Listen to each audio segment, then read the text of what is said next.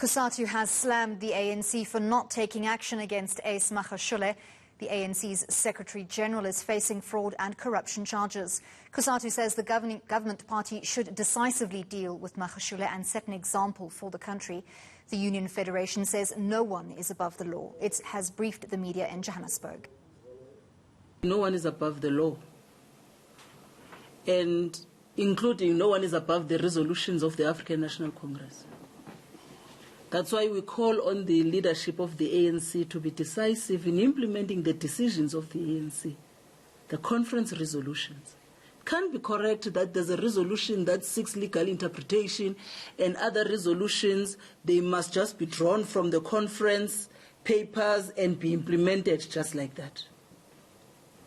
It cannot be. Because we believe actually that when the ANC went to its conference and when it took those resolutions, it understood that there's a constitution, there's law and all of that. But it was doing it because it had to talk to the ANC itself, because ANC is a voluntary organization.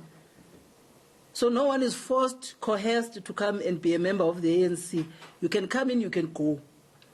So when there are decisions that are taken by conference on issues of discipline, as an example, they are meant to guard the ANC and those that represent the African National Congress.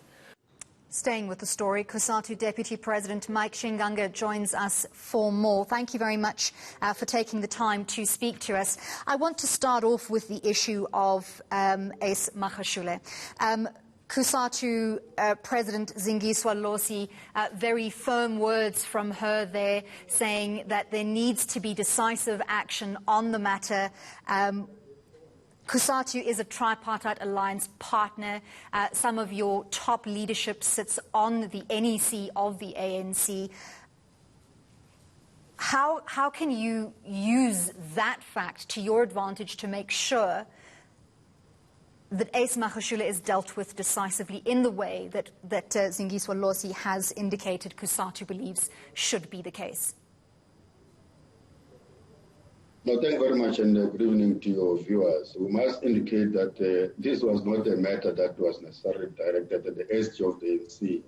Of course, because of, as the questions came, an example was made. As you will have seen in our statement, all we are calling for is for the ANC not to flinch in as much as implementing its decisions are concerned. We have made the point that the ANC branches went to the conference and took a firm resolution about how the organization should go about when one of us, those who are members of the ANC, are found to be on the wrong side of the law, in protecting the integrity of the organization. What the president was now indicating was that it becomes confusing to the members on the ground and the subnational structures in the organization. But when at the top level of the top 6, or even at the NEC level, there seems to be inconsistent and incoherent as far as what the resolution means. That actually sets confusion to a point where provinces and regions and branches will not know what to do in implementing the resolutions of the NEC. So it was not necessarily as a matter that we sought out to deal with ACE, but indeed ACE will have made statements that were very disappointing as far as the membership of the ACE is concerned, and we were saying the ANC must not elevate anyone among themselves to be above of the resolutions of the ANC or even above of the law of this country. We are on the eve of the 35th anniversary, of Cosatu. That takes place on the 1st of December. And one of the key things that you brought up during this CEC was wage freeze, collective bargaining council, government proposing to renege on its 3-year wage agreement with public servants. You have protest action planned for the 4th of December, and you plan on taking government to the International Labour Organization. Can you elaborate on those plans for us? Yes, firstly, on our 35th anniversary of our existence as a federation, we note the number of struggles that we have waged and the progress we've made, and the influence we've made in the transformation of this country. And alongside those are some of the persisting economic challenges that workers and the country continue to face, but also including the fact that our government has now more and more drifted away from the historical mission of representing the poor and the working class in this country. So we're saying that this is the task that lies ahead post the celebration of the 35th of our anniversary. But yes, part of the thing that we are promoting is that the government is leading the charge. By example, every employer in this country, private business, mining, and every other sector is going to follow example of government that says it is okay for having fought so hard for so many years, including having a constitution, including having a Labor Relations Act, including having a freedom charter that guarantees the right to organize and the right to form a union and the right to collectively bargain.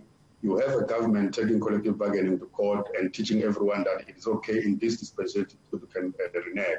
We say, for as long as we can walk, for as long as we can talk, these are the tendencies that we are going to fight. And indeed, we have decided that as the Central Executive Committee, we are going to stage a protest in the Union Building in the workplace of the President, because you will remember that on the 7th of October, workers in this country, not only Cosatu members, but from the other federations, marched to the Union Building and every other premises where government is found to submit a memorandum. To date, we have not received a response. And we are saying these are the tendencies that are entrenching itself, that South African can protest, and no one will take them seriously. They are going to ignore them. So we are saying we can't allow to be ignored, because South Africans fought for the right to protest and the right to be listened. That's why we're going to the Union Building as a CEC and together with other members of the Federation to go and demand the response. Mr. Shingange, I do apologize for interrupting you, but what makes you think that if you did not receive a reply or any response from government on your last protest at the Union Buildings, that you were going to receive a response this time? Remember, this time we're not going to submit any memorandum. We're going to demand a response. In fact, we're not going to protest and submit a memorandum. We're going to stage a sit-in. But of course, there are many other forms that we're going to be utilizing there in order to make sure that we force government. Because at least the minimum they can do is to acknowledge a receipt. We don't say they must respond in our favor, but you can't go home and sleep and pretend as if nobody came to your door and saying we have a grievance, here's the memorandum, respond to me in a 14 days time.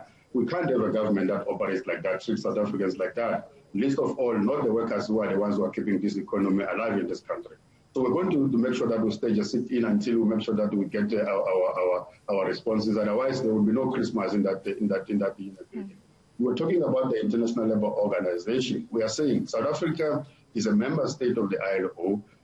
The government member states do not join these international or multilateral institutions for the sake of they join it because they want to collectively make sure that we've got a better world. South Africa is a signatories to these conventions, 154 as we were saying, and 187, that guarantees the right to bargain and the right to formulate a trade union. South African government is leading a charge to liquidate trade union in this country. We are saying we have no choice but to explore that avenue where we report the South African government for them to go and account in the International Labour Organization. Unfortunately, it is the first time since our democracy that the South African government must be held in front of an international organization like that.